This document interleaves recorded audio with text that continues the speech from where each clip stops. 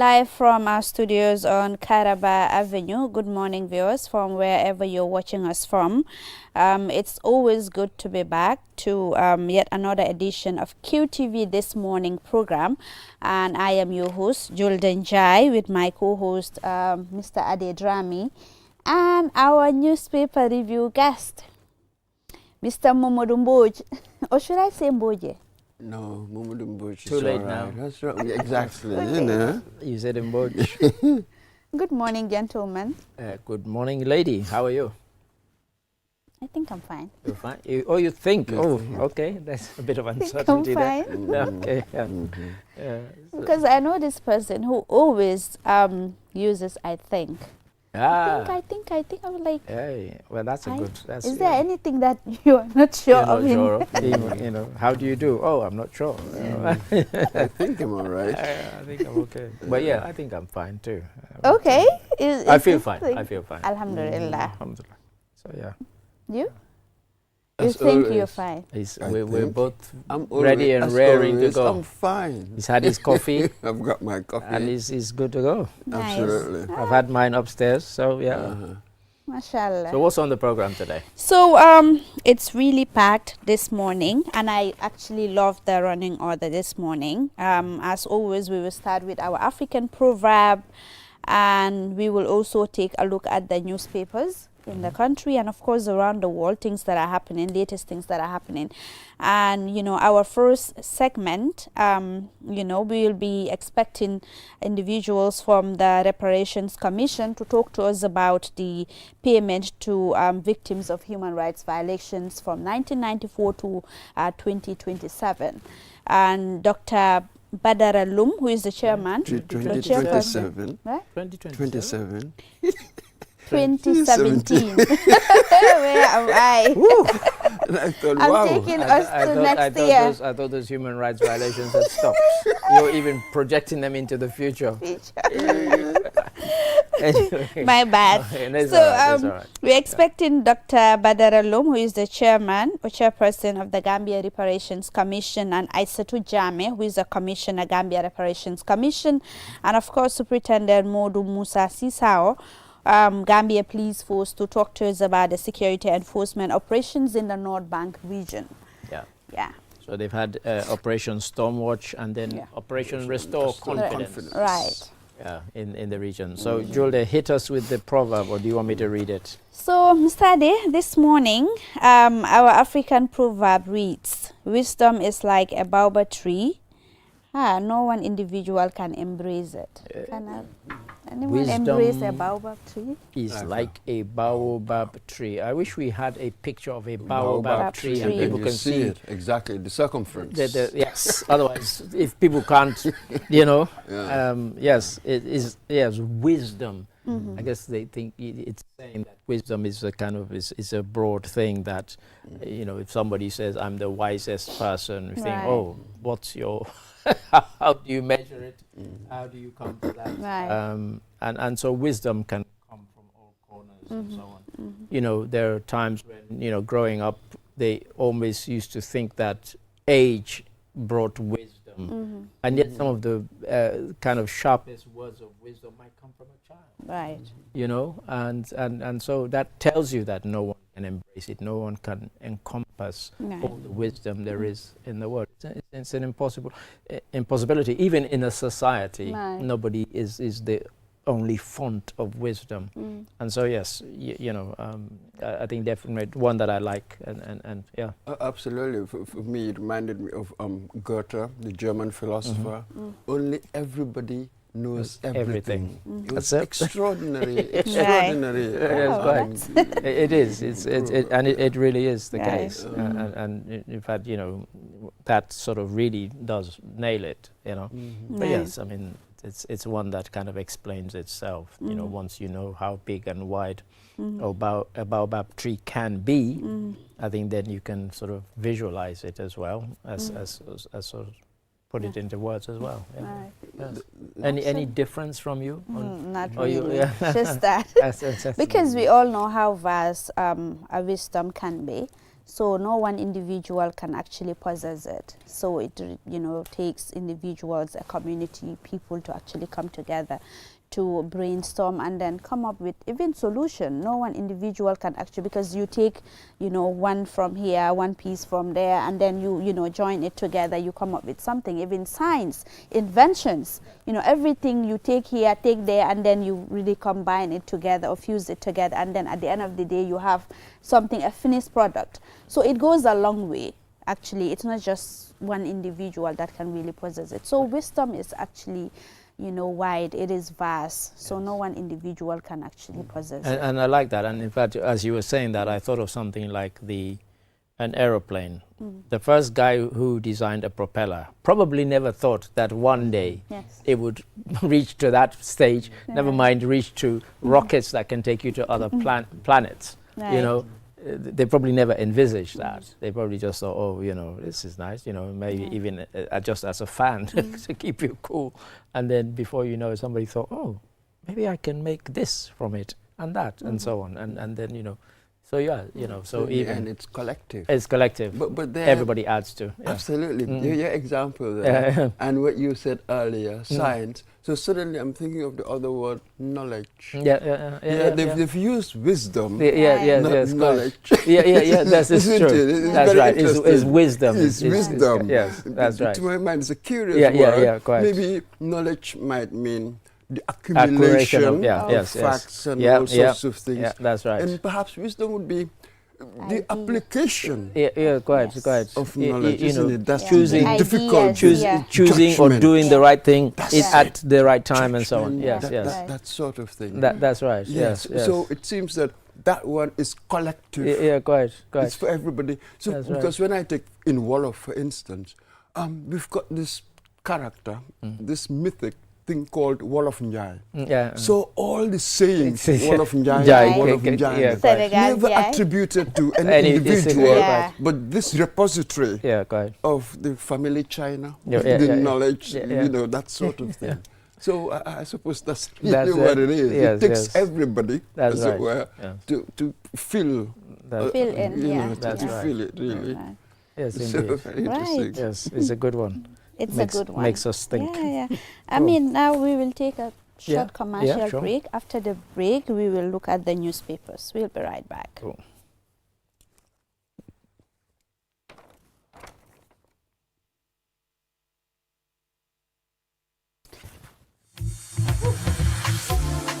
Some people think the world is their bin, but the environment always gives back what we throw away. Let's break the cycle. Encourage your family and friends. Let's make cleanliness our habit, not a special occasion. Setal Sunureo. Let's keep Gambia clean, beautiful and healthy. Because this land is ours, and together we can protect it.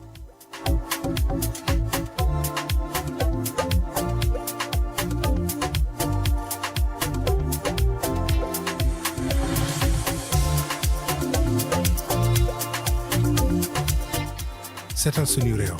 A clean Gambia starts with you. Brought to you by the Q Group Foundation and powered by QCell Senior Boss in partnership with the Ministry of Environment, NEA, NRA, BCC, KMC, and BAC. Bokal si network bu gëna rëy gëna yombale si réewi Gambia bi fii jëfandikool call bu set internet bu gaaw li yëpp si njëg bu yomba fii si QCell dawal léegi si suñ customer care bu la gën a jege ñu may la QCell line te doo si fay dara QCell network bu gën a rëy te it gën a yombale si réew mi fii QCell suñu bas ñoo xaali yoon bi ñeneen toppa.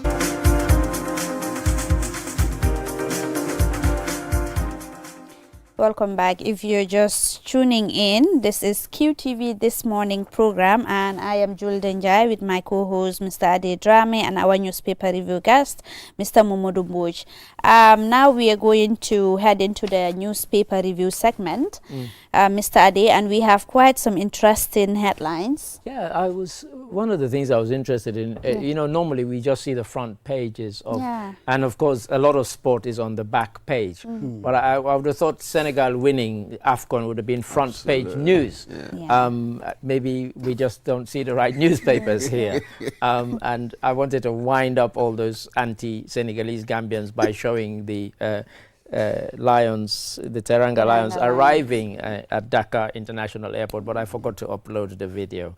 It's on my computer. But they've arrived, and the president is having a reception for them at 4 o'clock this afternoon. If anybody wants to tune in, it's on RTS. You can watch it live. Yes, at 4 p.m. So I thought I'd better mention 4 p.m. today. Yes. Mashallah, nice. By the way, congratulations once again. Yes, indeed. To the Teranga Lions. That has been a play. I'm not a football fan, but that day, to my surprise, I was really enjoying the game. Yeah, I was. And were you rooting for Senegal? I was there, like, partly Senegalese. They're gonna revoke that's your my Gambian. ancestral home. So they'll revoke your Gambian citizenship based on what I've seen and heard around. That's it. But guess what? Within 5 minutes of the end of the match, the honking. People were out. There's just so many Senegalese here. You know, the relationship. Drama. You will have your band. People who will say, we are anti-Senegalese. I will never support their team. But again, many more. Really sympathize, to say the least, with I mean, one of my colleagues who I normally give a lift, when we're coming, he said, that stupid Brahim Diaz. I said, oh, you wanted Morocco to win then? He said, yeah. I said, wow. It's... And for me, like, online was on fire because I can't, because the issue of this Senegambia issue all over, the debate over Gambia-Senegal relationship, I've seen a lot of things happening, and the issue of Morocco, some are saying that Morocco isn't even part of Africa. They don't consider themselves as being African. So it's like Morocco against Africa. It was quite an interesting one. It's funny because for a lot of people, actually, even in the West, when they say Africa, they tend to think sub-Saharan Africa.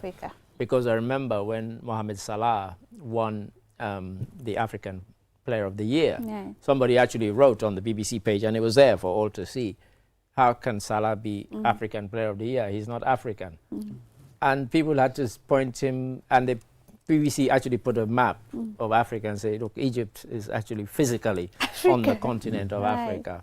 But a lot of people tend to think of the Arab North as kind of, they think they're separated, Well, actually, some of them don't, and many of them don't. Yes. So even when the Lumumba kind of thing blew up, they were saying that, look, in Algeria, we are the ones who have a street in our capital called Patrice Lumumba Road. And we were the ones who arrested the man, Shombe, who was accused of being his assassin. So, they said, don't tell us about history. They ended by saying, we wrote the book. So, or we helped write the book is what they say. So, But, I just thought I'd mention the Senegalese players coming. You want to... That's it, Ade. We have this sort of racialized way of talking about these things. But again, that's always funny ground. You know what I did to Jacqueline yesterday? I'm sure she wouldn't mind me saying this. We went to the NAR shop. So I said, oh, so did you support Senegal last night? And she said to me, of course, I don't like NARs. But the nar in there was a dark one. Right, Because you have nars who are dark, and you have the light-skinned ones. Then I said to the nar, just listen to that. She said, and then she came back and said, not you. You see, you find yourself, when you racialize things, you'll be in certain situations, then it becomes funny. It's not a stable way of characterizing it really people. Is not. I mean, and it's the thing that you and I would have encountered in England, where somebody white and racist would say something, and then they'd realize that you're their friend, and they say, oh, not you. No, not you. I'm like, well, you've just characterized. I'm black. That's it. Let me check. So already your theory or whatever has broken down. If I have to say not you, that really shows the problems in my theory. That's one. And the other bit, Nars or Moroccans, they don't like us. It is so simplistic. It is not true. It's not true. You may have Some. You know, some who don't, but you'll have others who do. Yeah, correct. So it is never true Yeah, yeah. when we just simplistically say they this or they that. correct. These are stereotypes. Yeah, correct. This is really the problem. It's faulty thinking. Yeah. So we find ourselves in all sorts of trouble Yeah, correct. because of the thinking about Right, this I thing. feel in like the- we in have the a long program. way to go. Yeah. And It's after stable. the football, I also read that the coach has been suspended. No, So- you see, that's interesting because what happened was one single journalist said that the coach has been suspended. But when you read his report, he said, I have been informed that he is likely to get a lengthy suspension. And yet 99.9% of the international media that carried that story said he national had media? been suspended by CAF. So I went to the CAF website and I tried to call them. Nobody picked up the phone. So I thought, okay, let me see the most recent. And all they said is that he can expect sanctions. They didn't say he has been sanctioned. It's a Sanctioned. difference I'm between glad saying you somebody has clarified been that. because of course if it'd been suspended we would have known what the suspension was. And yet we don't know Yeah, yet yeah. because obviously they want to consider it because they also might be sanctioning Morocco because there's obviously video of Moroccan ball boys, Moroccan substitutes fighting with the Senegalese deputy goalkeeper when it was raining and he Raining. wanted to give the Towel. a dry towel to Yeah. the keeper to Right. dry his hands and they wrestled him to the ground like quite violently. I don't know what's to the stop thing him- with the towel. Well, I guess they're trying to cheat as well. They're like, oh, let the goalkeeper have, wet hands. And that's all it was, And you could see it. And in fact, the goalkeeper actually posted the towel and his medal because, of course, even though he didn't play, he still gets a medal because he's in the squad. And he said, here's the towel and here's the medal, And and so they are also like to look at sanctions. But in all, I mean, we talk about the football, but there were also quite serious incidents around the final where Senegalese Someone fans were trying to allegedly jump into died. the Yes, a Senegalese national. Okay, I read it online. I don't know how true it is. Right, But I read it I hadn't heard online, that. But there was, when you see the Senegalese fans trying to jump onto the pitch and they were being restrained by over 200 police, So yeah. Anyway, enough What of to do that. better? Yeah. Let's delve into the newspapers The because we've got some national interesting stories. Stories on the Standard. The main headline there is Hamad demands respect for partners in MPP Grand Alliance. I presume those partners include himself, of course. And we're not sure what the respect is that they want that they're not getting. They've got ministerial posts and but I'm not sure. Is he asking for that respect from NPP or from others? No. It's unsure. Yeah. It's uncertain. I mean, I'm not sure. No. I'm not sure. Yeah. Mr. Mboj, Mboj? anything? The same here. Who are the partners? Is what head of NRP? How many MPs have they got? CA. It's a lot of them. Yeah. You mean the parties? Yeah. Yeah, Yes. parties. Yes. You've got Yes, but they are not of equal weight. No, absolutely not. See, so we have to make that distinction. Yeah. His party, they've got what, four also 4 NAMs. Four NAMs. Yeah. That's not bad. Yeah. CA Zilch, Yeah, they've got nothing, so they cannot be of equal voice. It doesn't work like that. Electoral significance is where electoral contribution matters, really, to some extent. So, yes, he might get some respect. Quite. And there is this video circulated online where he actually mentioned that his presidential ambition from the 9th of September 1996 remains solid and firm in him. Yes. So he has presidential ambitions if President Barrow ever decides to step down. Because don't forget, we still don't have term limits. Right. So he might go for a 3rd, 4th or 5th. Or like Museveni, a 7th. One day. After by the time he's Museveni's age, he could be vying for a 7th, Who knows? There's nothing to stop him. There's no constitution to stop him. So, Right. So Exactly. then Hamad might say, look, old chap, don't you think you should step down? Because I also have presidential ambitions. You know, and he's made it clear. And you played us off air the audio, and I think there's a video as well of him saying that. So yes, he has presidential ambitions. Nothing wrong with that. They are solid. How realistic? They're solid and unshakable. Solid, I think is what you wrote down. Solid and unshakable. So I hope nobody tries to shake it. So so there's that one. Any other story? I mean, Britain identified as special prosecutor for Jammeh era crimes. So we're slowly gathering people for this hybrid court. And now, you know, again, interestingly, we'll be talking reparations later with Dr. Badar Aloom and Aisha Jammeh. And of course, that special prosecutor role comes out of the TRRC and its recommendations. So we'll see.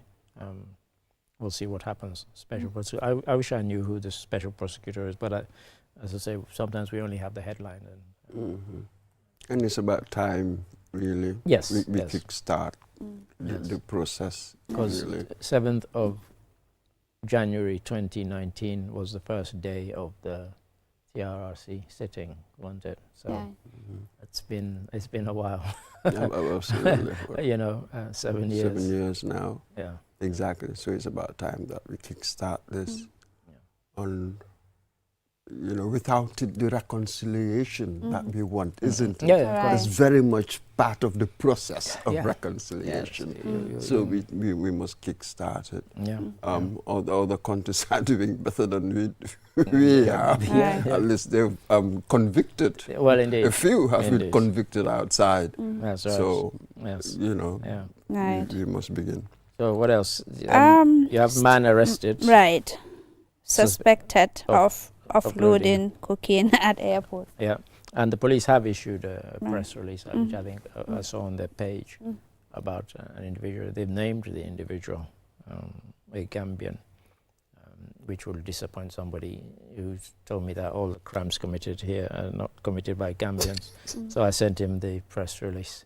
But, you know, it's one of these things. That's the thing, like those are the same words they said before the TRRC. That these crimes are not being committed by Gambians. Oh no, that one I can tell you very, very firmly that when I went after a year and a half of the TRRC sittings and I was coming back from the UK and I sat next to a chap who was coming, a Gambian, to take up a job at the Medical Research Council. And we just started chatting and, you know, and we got talking about TRRC and he said to me with great authority, these crimes that they're all talking about, isn't it terrible? And then he said, and of course, you know, none of the people committing these terrible atrocities and these human rights violations, none of them are Gambian. I said, which TRRC have you been watching? I said, I've watched every day of it. I said, they're all Gambians. I said, they haven't implicated a single non-Gambian. What on earth are you talking about? He said, no, Gambians, we're not like that. I said, no, human beings are like that.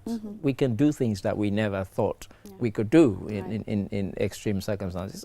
You have it across all nations. Where when it happened in Sierra Leone, people were saying, oh, you know, they're all Liberians.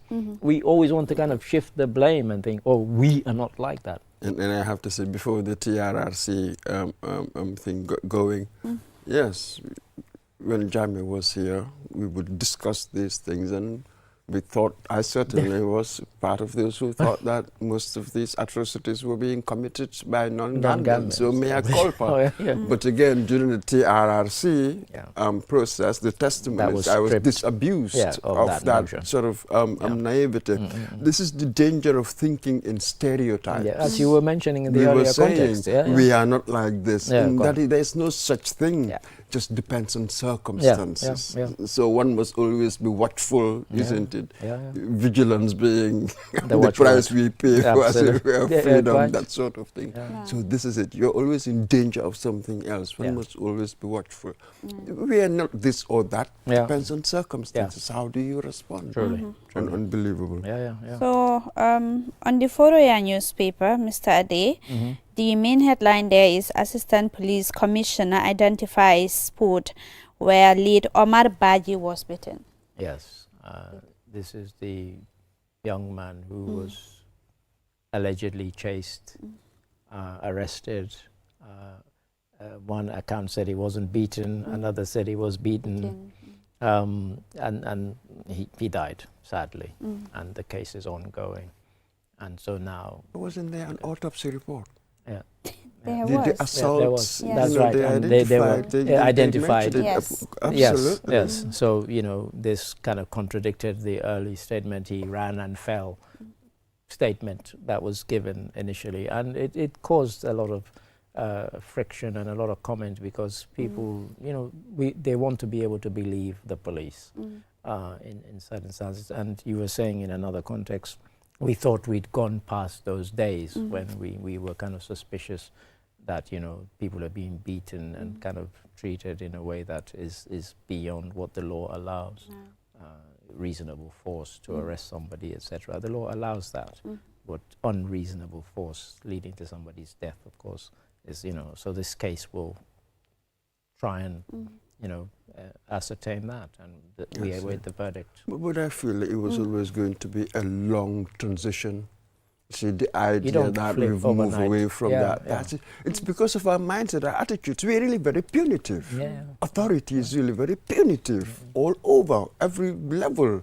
So with the police, when they catch you, they beat you up. Let us be honest. I grew up with that. This is what we do. Our teachers at school, they beat us up. We are just a punitive lot. We're like hitting all the time. So this is what you get. Sometimes they will overdo it. I think this is possibly what happened with Omar Badge's case. So this is it. Perhaps it is, we must have a conversation about this harshness, authority, and whoever, the subordinates, it's whoever like, you call it. The hierarchy is quite harsh. And of course, in time past, I grew up where people were sentenced with hard labor, and you would see some of these prisoners, they would be taken out to do, really, really quite difficult menial tasks as part of their prison sentence. They weren't just kept in a cell, and so yes, you're right. There is this kind of punitive, and of course, grew up with teachers who beat you for the slightest infraction. So that was part of the makeup. So we don't change overnight. And I'm scared to think. Remember, the English writer Carlyle once said that, look at how a society punishes, then that tells you something about their civilization. I'm scared to think of this when I think of how punitive we are. I'm really scared to think about the civilization. I wouldn't. Scary indeed. Scary indeed. So another, we have the one which says, Jabang drifters appeal for leniency and reduction of sentence. And you were talking about how punitive we are. I have to say, I said that never mind reduction, they should increase their sentences. They're an absolute menace.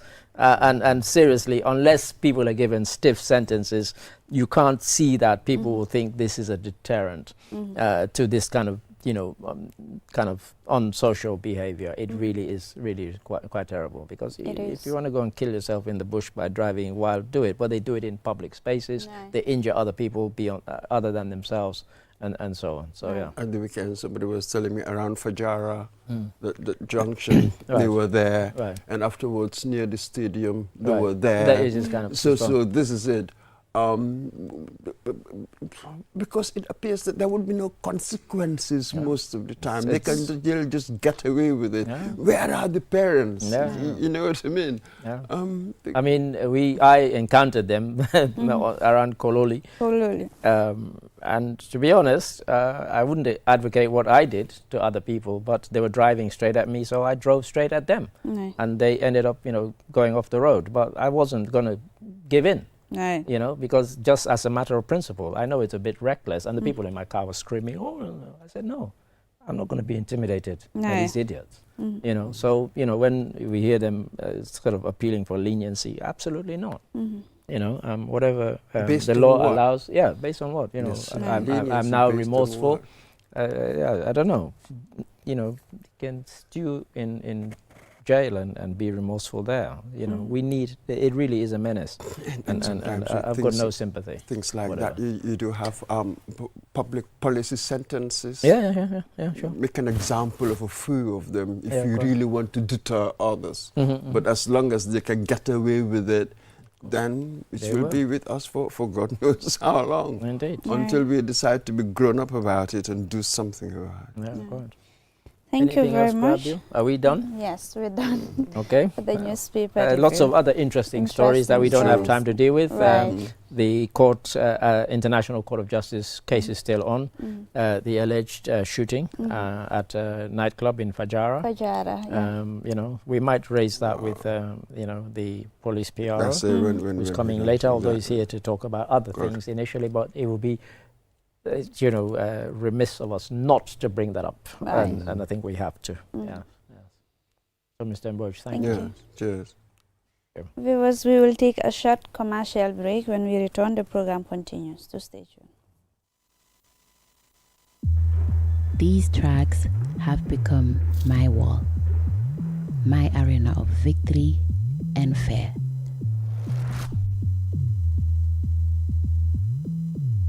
I relentlessly walk, push, strain, and stretched.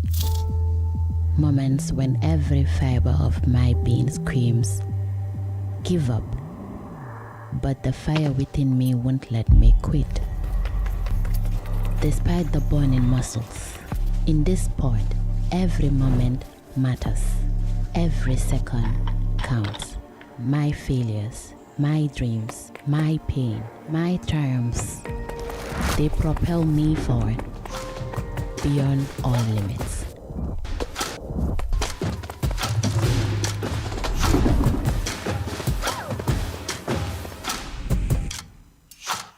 I am Gina Mariam Basbite, and this is Sunyubus. In the vibrant heart of the Gambia, where life pulses with energy and connections bind us together, your number is the key that unlocks a world of possibilities. Whether you're chasing dreams, sharing passions, or simply brightening someone's day, your number matters in the symphony of our daily lives. 2 numbers connect us all. What's your number? Ami Kole maa ngi nii Craft Market Serekunda may jaay ay malaan ay kiring te suma number mooy 522 7306.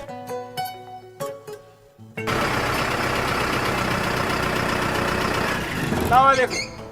Aha ko katapila men fali so mi donnam no mama si me mi wara ma Kole. Wadu 3 7 3 6 9 44. Téléphone yi leen bëggoon seen téléphone si ngeen bëgg. Waaw Alice baa ngi nii waaw yaa booy. mooy li ma la doon di waxal ndax soo passé sa grade 9 exam bi dinaa la surprise. Papa jërëjëf papa kontaan naa papa. mooy 507 54 45. jërëjëf papa kontaan naa. man la Have Design maa ngi located Safidine man mii maay buuri ñëwkat yi. dama dee ñëw birthday dress prom suma noo mooy 345 7377. Ndelen laa ndawo.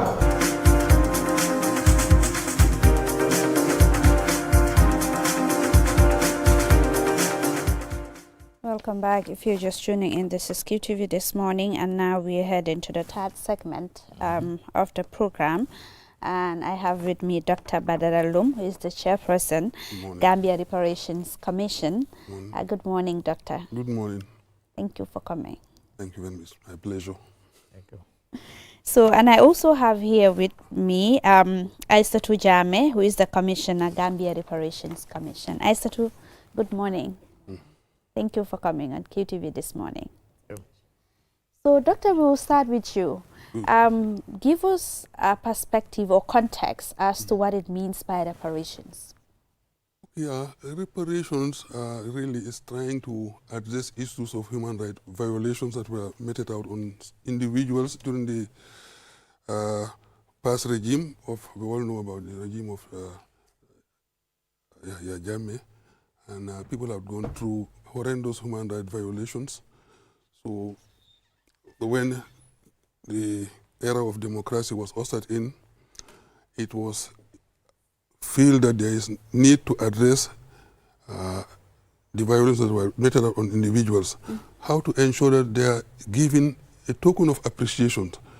Really, reparation cannot address all the issues that have happened in the past, but the idea is to give a token of appreciation whereby the society, whereby not only the government, but even the general public knows that at least some efforts have been made to transform the lives of individuals who have suffered under the past regime.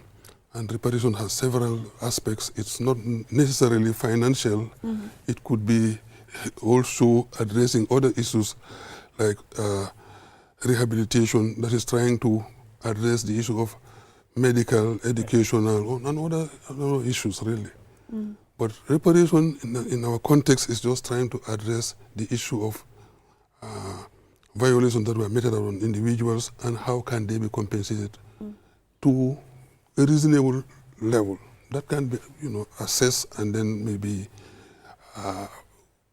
it opens the door for other forms of assistance that might be provided to such individuals. And as somebody who has followed these various commissions around Africa, I think what was different about the Gambia context was you had the extra R in it. In Sierra Leone, it was truth and reconciliation. There was no reparations included in the name of the commission. So, but from the Gambia context, you were already thinking about that, even at the time when the commission was. Really, the Reparation Commission is provided for in an act which is called the Victim Reparation Act of 2023. It stems out from the findings of the TRRC. Really, it's a follow-up to what the TRRC identified as processes in the transitional justice process in the Gambia. And that is why there is R. Reparation is very important. In some contexts, for my own opinion, would have been that maybe we start with reparations first, then we reconcile. That's right. If there is a violation, I think that it makes a lot of sense to say, okay, there was a violation. Like somebody was slapped. You say, please forgive him. I would have said, okay, let's give him some compensation. Then we ask this person, can we forgive him? Then it's easier for the person to say, oh yes, now that I have something in my hand, I can easily forgive this individual. So yes, there are countries where they just address the other issues. Let us reconcile. Let us ensure that past human rights violations would not happen again. This issue of never again. And then memorialization. Let's put museums over there so that people will know that this is what has happened. Like if you take the Rwanda, for example, there are countries where almost in every district there is a small museum reminding people of violations, like DR Congo, for example. They thought that memorization was very important. But reparation, I think, is really fundamental, really. I don't know. So Aissatou, in that case, how does the Commission go about identifying but also verifying victims who are qualified for this reparation? Okay, as Chair had rightly said, this was something that we've inherited from the TRRC. And as a commission, we're mandated, obviously, to look into what we've inherited from the TRRC because, just to give it context, the TRRC had identified 2,500 victims had given their statements at the TRRC. And out of the 2,500 statements that they've received, 1,009 victims were qualified for reparations under the TRRC Act. So we've inherited that 1,009 victims to be reparated. So those are the ones that we're dealing with as a commission first. But if you look at our mandate, where our mandate is to also take in new victims that didn't have the opportunity to go to the TRRC just to testify. So basically now, our client, if that makes sense, is the 1,009 victims that we're looking at as a commission. So we're going to continue paying their balances because at the TRRC level, they paid like a pro rata payment of 19% to those victims. So our commission would complete those balances that the TRRC had for those victims. So in terms of identification, obviously the records are there from the TRRC. So that is the same records that we're using, but we also have a process in place which we call basically created at a a Google link whereby victims would fill in their details. So we have this basic details. We ask whether you've been to TRC, how much were you paid at the TRC, what is your balance, so that we can match it on the database of the TRC that we've inherited. But again, we're still also taking new victims as well that haven't gone to the TRC to testify.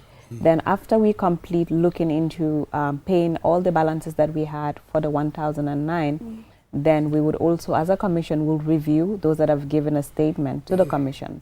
Then they may or may not be considered for reparations. So for the fresh victims, how many are we talking about here since you started operation? For the fresh victims, people are coming. On top of my head, I can't give like a specific number.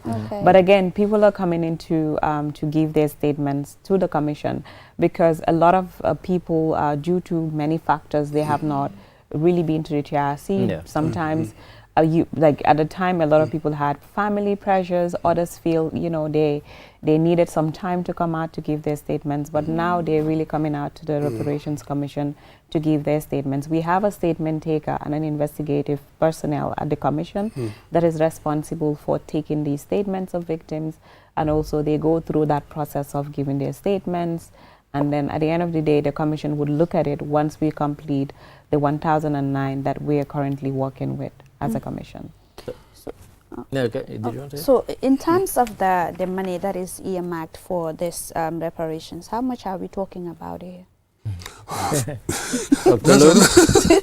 a very, very good question. You know, she had mentioned, our Commissioner Jammeh has mentioned the fact that we inherited liabilities from the TRC. In addition to the liabilities, we also have new victims that are going to be registered.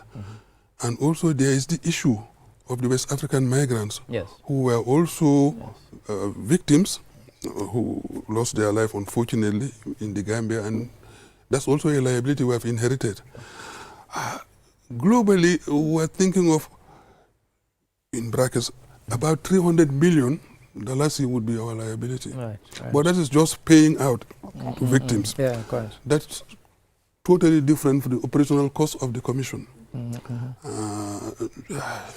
This last financial year, we were given 20 million for reparations. And we know that it's not adequate, but we will ensure that it is equitably distributed to the victims that fall within the category, because we're doing it in chronology. Those whose violation occurred in 1994 will be the first people to be paid. So this batch, the current batch of people that were paying, it's covering from 1994 to 1996. So from then onwards, based on the resources available, we'll continue to do the payments. But we'll be knocking on doors. We know that what is available will never be enough. So we'll be doing fundraising activities, maybe in consultation with our partners. We work with partners. So in terms of reaching out, outreach, Aisha mentioned new victims and people coming through. How are we reaching people out? Because you said some people may not have come to the TRC, some people, because I watched it, it was all conducted in English. You know, how do we reach a lot of people in the rest of the country who might not have watched it, might not have listened to it because they couldn't follow it? And some of them may have been victims. How are we reaching them? So basically, we have partners, which is our main partner here is the victim-led organization. If you know, there's a coalition of victim-led organization that came together called the AVLO. So we walk through with the AVLO, and also we have focal persons in the regions that we've been working with. Since we started as a commission, one of the first things that we did from the day of our swearing in, our first meeting, our first engagement was with the Alliance for Victim-Led Organization, with some victims that we've talked to, talking to them about the mandate of the commission as well, what we're supposed to do in terms of the new victims that are supposed to be registered. And aside from that, when we initially came into office, we did a nationwide outreach in collaboration with the International ICTJ, International Center for Transitional Justice. They've been our key partner since we started the commission in terms of our policy documents, basically everything that has to do with the setup of the commission. So basically, in terms of engagements, we've done community outreaches. We have media engagements as well, speaking to victims. And also, one of the things that we mainly do as a commission, because it's a victim-centered commission, so all the documents that we've developed, we review them with the victims through the AVLO. So in terms of engagements, we've been very flexible. We have social media platforms. We have WhatsApp channels whereby we post information on there. And as well, we've did a couple of jingles in different local languages, Mandinka, Wolof, English, Sarahule, Jola, and Fula. So we have this jingles that talks about the work of the commission and how these registrations are done, and basically to also inform new victims who want to register how they would access the commission as well.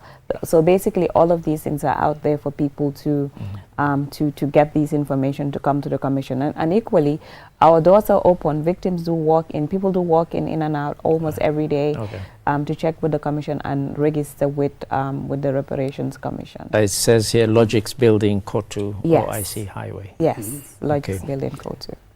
So, Dr. Loom, you're the chair. Aisha is a commissioner.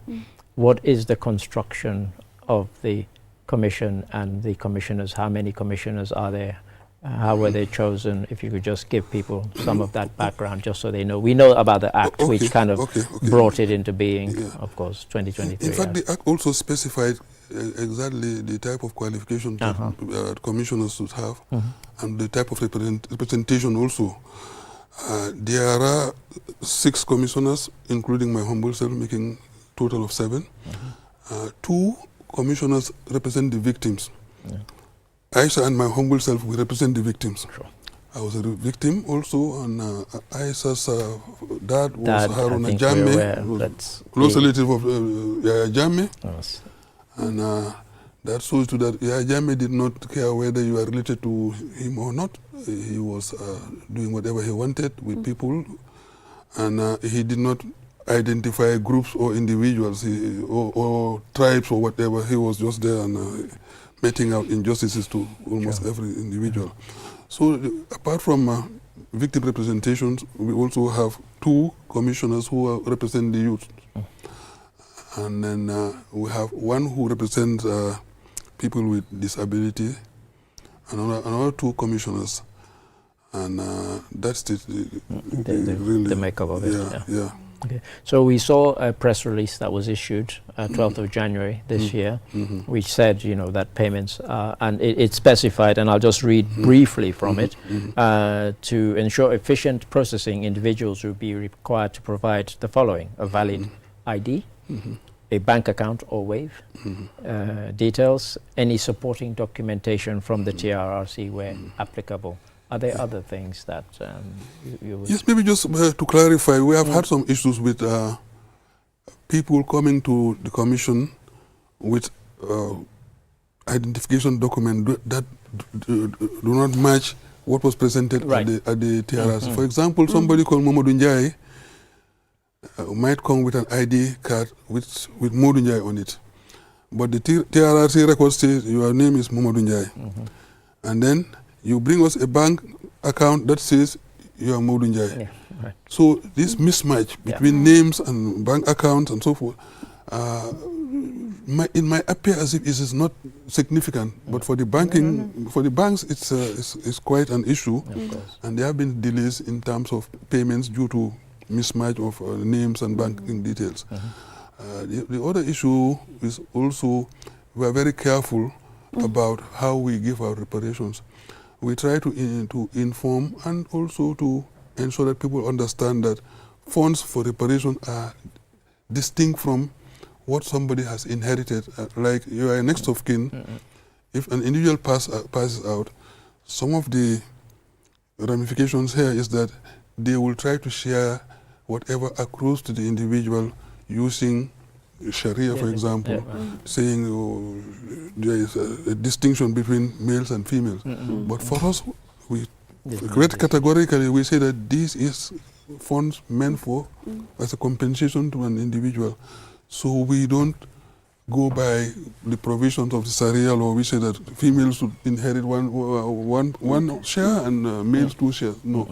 And the other issue is also an individual who is qualified for reparations might be he has passed away, he or she has passed away, but there are several next of kin. Maybe the person has had 3 wives. And one of the wives might just so up, maybe one of the wives appeared before the TRRC and had received part compensation. Then afterwards, the other 2 wives will come and challenge why one wife received the compensation and the others have not. So these issues need very serious consideration, and that's the reason why our investigation team would have to go in depth and find out who qualifies and how reparation funds would be disbursed. So Aisha, does that mean that all the 1,009 victims are going to be part or benefit from the first disbursement of this reparation? No. So basically, the first disbursements is basically from 1994 to 1996. It's year by year. So in terms of, because of the funds that we've that is the $20 million. Yes. Okay. Yes. So we've made like a, as a commission we sat and then made a through the compensation committee because at the commission level we also have different committees within the commission itself. We have a compensation committee, we have rehabilitation and a restitution committee that looks at different issues.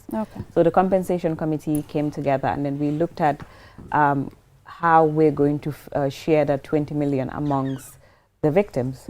So then there was an agreement that the 20 million obviously cannot exhaust the 1,009. Then the compensation, the compensation committee decided that it would be feasible just to pay 1994 to 1996.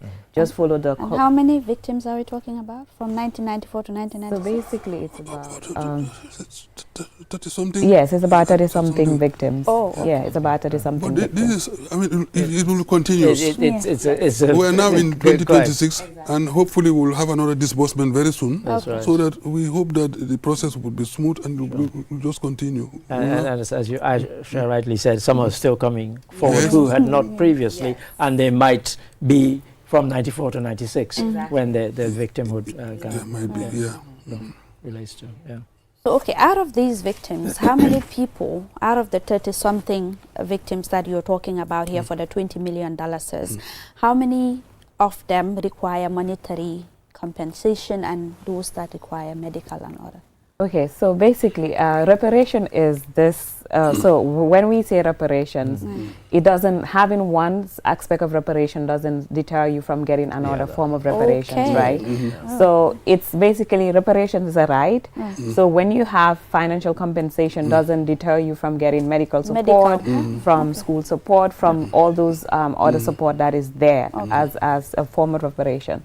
So you may receive financial compensation, but also you may have challenges with your medical health. So the rehabilitation committee would look into those issues. We also have rehabilitation for those maybe in an aspect of those that have challenges to pay school fees for their kids. So there would also be some sort of support for those people, but it doesn't stop you from getting even your compensation. So the monies, the compensation that is paid to victims, it's not to say you have to support yourself medically or you have to pay school fees from that monies, right?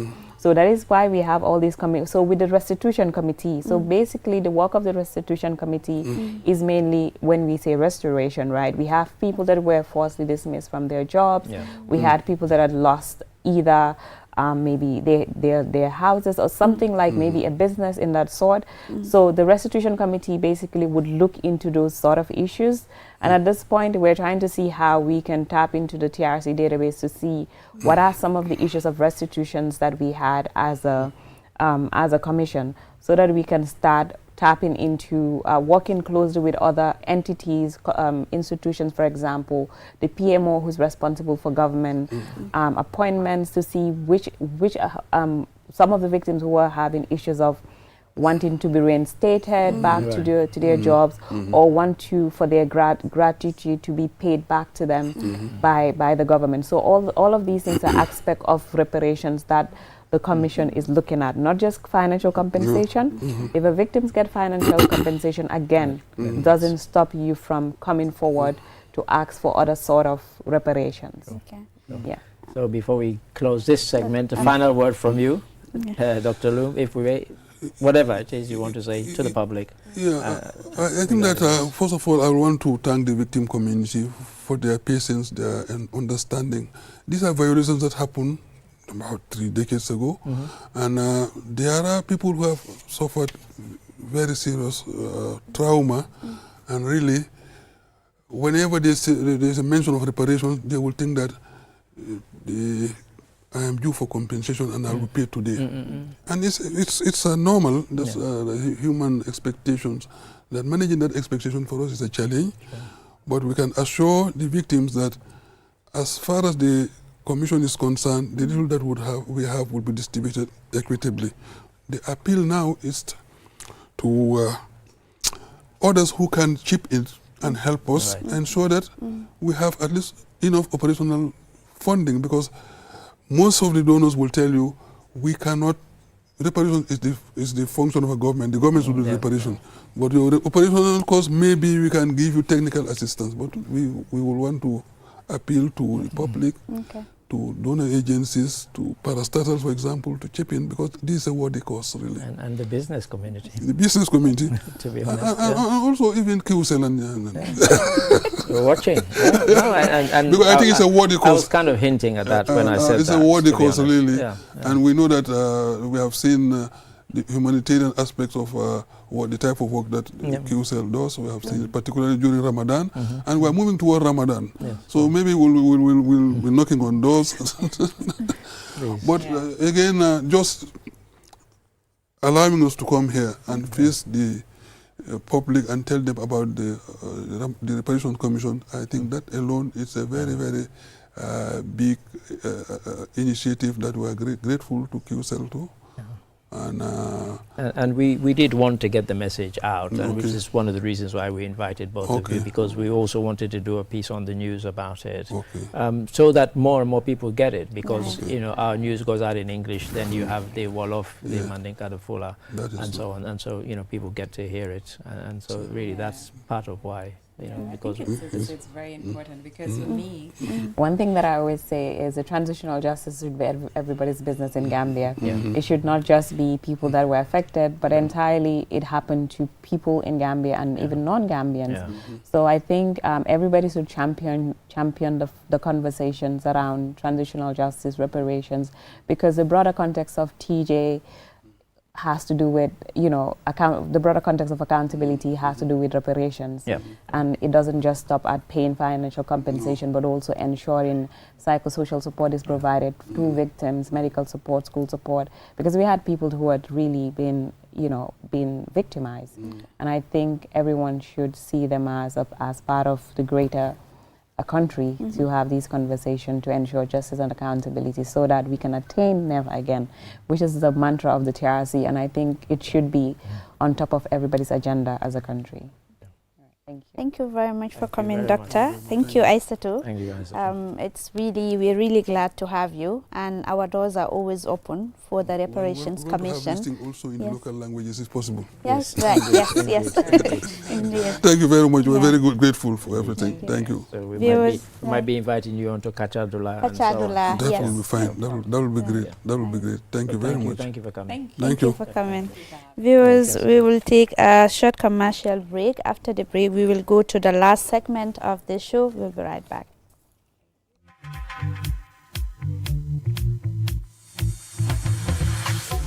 Himɓe woɓɓe sikku oɗo aduna ko weddirɗum balit kono noon kala ko jonnuɗamo ko ɗum ɗon o nattantama awa hiɗen wawi ɗum ɗo accude yewtude e ɓeygure ma yewtida kañum e teriɓe ma wakkiloɗen ƴetten jikkuji fi laɓɓingol wona si tawi en heeɓi haaju tun awa setal suñu rew daroɗen fi Gambia laaɓa laabe yaada e cellal ɓay ndiɗo leydi ko enen jeyndi si tawi en darike iɗen wawi ndi dandude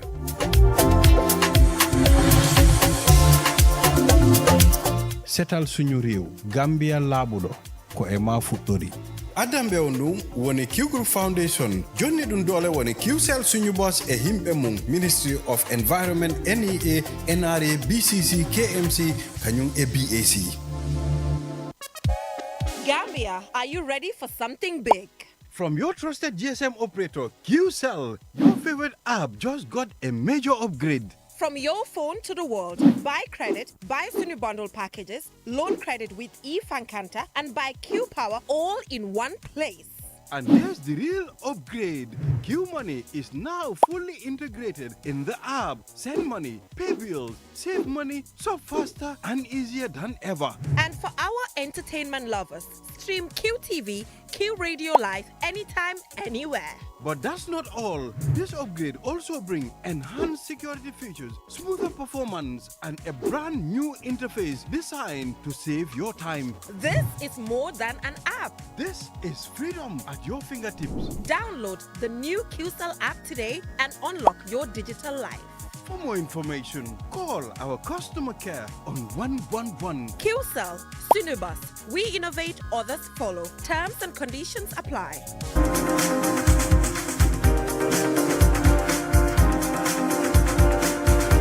No, that's what.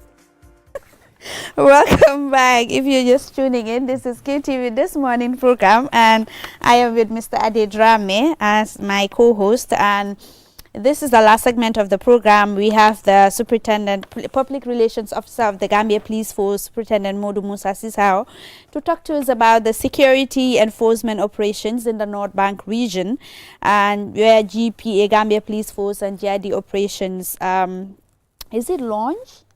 The Storm Watch and also Restore Confidence. And you posted some very good videos on your Facebook page, which we use for our stories, certainly. But yes, police have been doing well. Well, indeed. I mean, in terms of the kind of communications, absolutely. Yeah, true. So yes, so if we take it in order, because I think first was Stormwatch, certainly, and then suddenly Restore Confidence, which was you engaging with these communities. And if you take us through the first one, first of all, please. Yes, thank you very much. I think even before that, you know, we are aware there has been a lot of issues regarding irregular migration in this country, and we are aware, basically, or by mandate, the Immigration Department of the Gambia is responsible for immigration-related issues. However, at the level of the Gambia Police Force, you know, we what we call general duties. We support every law enforcement institution in this country, you know, because at the end of the day, what is important is to ensure that there is protection of life and properties. And at the regional level, at all levels, we coordinate and cooperate, you know, with our sister services to support them where we can. And we do this in our operations, task forces regionally and all that. So when the issue of GINAC came, you know, it got to a level, it's like it become a national issue, right? And that all hands should be on deck to ensure that this is resolved. And for that, the leadership of the Gambia Police Force instructed the regional command of NBR, you know, to work with all stakeholders in terms of security within the region, so that they can mobilize resources together in terms of logistics and human resource to be able to see how best GINAC can be an issue that is resolved. And part of that is when the regional commissioner did that and had their what they call intelligence-led operation. First, they had to go do their surveillance and all that, you know, to see what is on the ground, sending people on the ground, the intelligence officers, the SIS, the Drug Law Enforcement Agency, the immigration. So all of them were there. So in essence, it's a teamwork. They came together to see this. So when that was done, and studies were done, more or less, in other terms. So then is when they came up with these operations. And because the PIU, the Police Intervention Unit, is the arm wing. Within the Ministry of Interior, it's only the PIU that are with arms.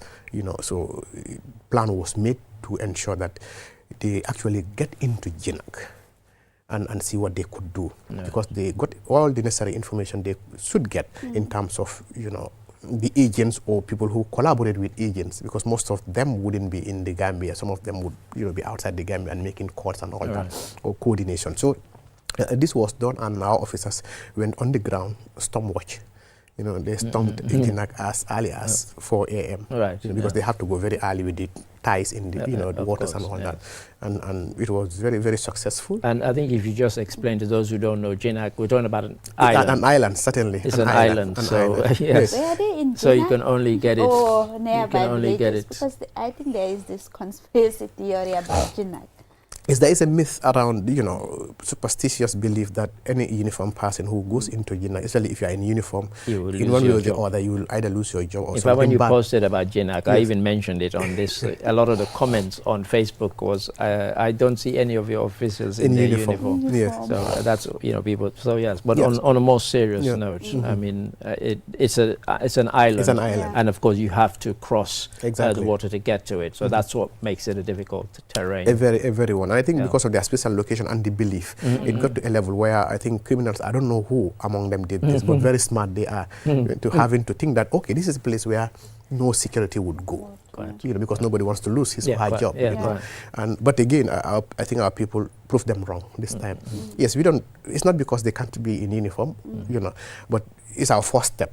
And we could do it without the uniform, so what's the problem? And of course, if you want to blend in, you have to go in plain clothes anyway. Exactly. So that's how they went, and they went with everything, all their arsenal they could go with. With their weapons, whether lethal, non-lethal, everything. They were ready, they went with everything, and got there. Fortunately, there are no much of resistance, there was zero resistance, and some people were arrested. And on their way, they are able to detect that there was a boat on standby to depart. Right. They also intercepted that, and that gave us more than 200 people. And according to reports, there is indication that, they even came on time because the boat was ready to go, but the boat was not in a good shape to go. But because they already paid, they cannot stop, because if they don't go, they are going to get back their money. So it's whatever will happen, they would depart. Then whatever happened, unfortunately. But fortunately for them, they were intercepted and they were brought. So the Red Cross, the GID, Immigration Department and others did their part of the job, to ensure that all of those people, the victims, would say in this case, we are taken for screening to determine who these people are in terms of age, in terms of nationality, and then eventually. So those who might be criminally liable in terms of being agents, then the police handled that. And among them were about 8 of them.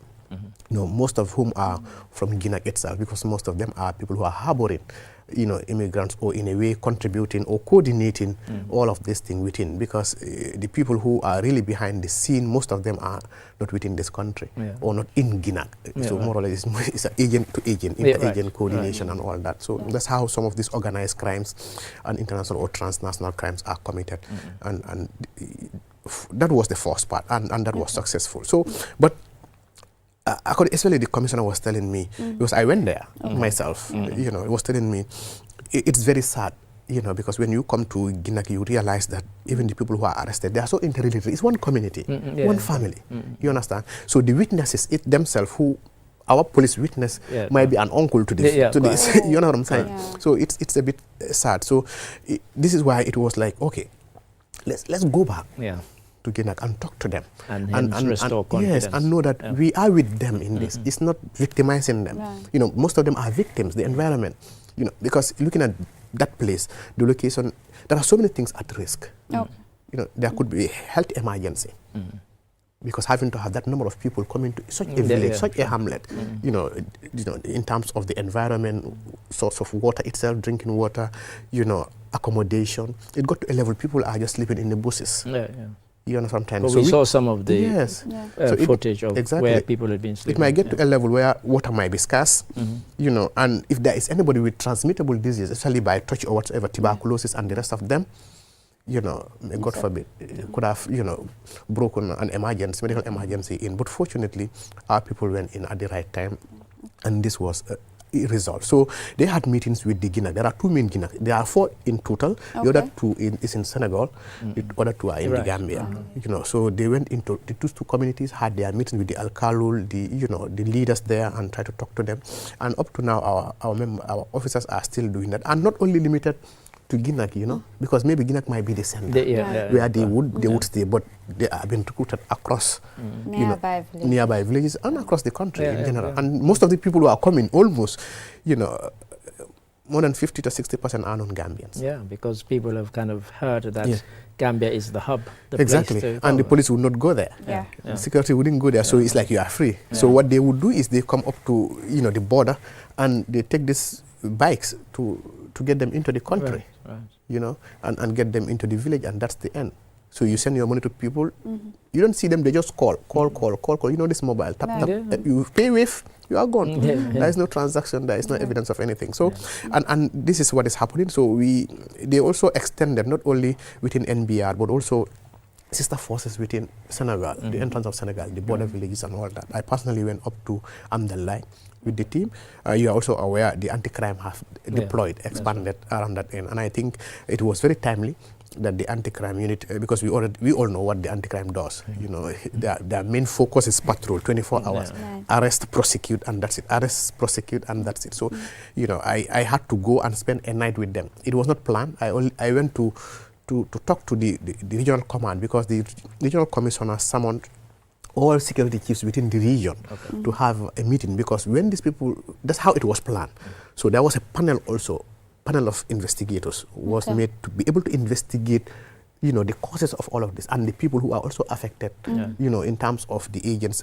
How do we proceed with them? What are the evidence? How to acquire the evidence? Because it has to be intersectoral or agency, because the immigration will have to bring what they have, the drug law enforcement have to bring what they have, and so we put it all together, so that we can know when we arrest somebody, like people who are, because a victim might become a suspect. Yes. You know what I'm saying? A suspect might actually be a victim. So it's a lot of issues complex. here. It's complex. So this is why we brought it together, so that we can work. So in the panel, you have immigration, you have drug law enforcement, you have SIS, you have the police together, and fire service. So that, when we need something from immigration, it's easy, because there is already a representative who will contact the immigration on this matter. When we need something from SIS, and I think that makes it very, very, very, very easy for us, and they are working very well. And I think for me, what I even told them, this is a test case in NBR for the entire country. People are looking up to the result at NBR in terms of irregular migration, what is happening. And if this succeeds, we succeed as a country. If this fail, then we might fail in respect. So in that case, do you have officers stationed in Genak as part of the operation? Yes, we have our officers stationed in Ginak, not only Ginak. What I mean is, you might not know who is a police officer or not. You know what I'm saying? We have our intelligence all around. All around NBR, and they've been reinforced greatly in terms of logistics and all that. And that even brings me to the fact that the anti-crime was deployed. It was already on the verge, it was on the plan, but when this happened, it's like, okay, it's better now than later that they also go and help towards this. And when they were there, the few days that I was with them, they were able to do a lot of raid around Bara itself, because in a sense, Bara is kind of the hub. Bara is our flock, because that's where people cross. That's where everything is done. The planning, the lodging and everything. So that was very, very, very good. And a lot of arrests were made by the anti-crime. And sometimes, so we went to Bara, Esau, and all the villages up to Amdalai, off road, just to show our presence. The anti-crime's present within the region. That is also important. We call it sort of force. You understand? And ever since, I guess, the feedback has been great, that, from the looks of things. But we didn't stop there, because the anti-crime for Bara is not only limited to Bara, it's the whole of NBR. So that night, we proceeded up to Farafenni. We went to Farafenni and joined the Farafenni PIU, and we had a very good joint operations. I was on the ground filming, conducting interviews, of what is happening. And the issue of the motorbike came, because we saw some motorbike. We impounded about 5 in Farafenni, because they were not with number plates. Because the explanation from one of the officers is that, they do this because they smuggle people, right? And when you smuggle, you don't want your number plate to be captured, because when you are returning, your number plate can be, who is this person? They can go to records and know who owns the motorbike, and then it's easy to identify. So for this reason, that's why any motorbike, whether Jakarta or the normal motorbike without number plate is being parked. Either you are smuggling people or you are smuggling drugs whatsoever. And I think, you know, it's good that we are able to achieve this. And ever since, I think around that end, we've not had any departure of a boat that has departed around that end. Okay. Yes, I'm not sure 100% whether nationwide since this happened, but I have not had any. But I can qualify or say for certain that in NBR, Ginak, and there has not been any departure ever since. Okay. After the meeting with the authorities in Ginak, what was their reaction? The authorities in terms of local authorities or local authorities, the Alcalolo and all that. Yeah. So what you will realize is, you know, because there are benefits attached to this, we understood that, for example, if you accommodate, you know, inhabitants or whatsoever, there is this understanding that sometimes maybe you're a member of family, one could be allowed to be go one of the ones who can make the journey. Yeah, you know what I'm saying? And to Yeah. others, it's not about that. To others, it's the money. Yeah. It's the money because it's business. You know, we pay you, you take care of these people. For example, 10 people are coming. You know, we are going to give you their feeding, their accommodation, their this and that. You know, and we are going to pay you this money. You know what I'm saying? So for some, this is the issue. Some are not in for it, but it's a village, right? And we, you know, we are together in it in a sense. Others are not in for it, but because of maybe the influence of the others who are into the business, there is not much you could do. It's or business, they could do. so obviously. Yes. Yes. So our officers even reported that when the police came and raided and removed all of this, there are others who were jubilating, were happy, you know. But because sometimes you cannot show this when you are not in prison, you know. They were happy because, you know, it's a lot of pressure on them in terms of feeding.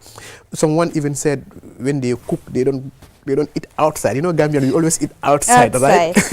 You know, because anybody can pass by, you call, you know. But when you have such a surge in terms of, you know, people within a vicinity, you want to be protective of what you have in terms of feeding and everything. So it was timely. If not, it was going to be catastrophic. Okay. Yeah, it might be. So a lot of what has happened has been a kind of prevention. Yeah, certainly. We interviewed an officer from GID, and she was saying that prosecution-wise, their hands are tied until certain laws come into place for people who are the agents and so on. Because for the people who are the victims, the ones who paid their money, you can't really prosecute them. You know, they want to go.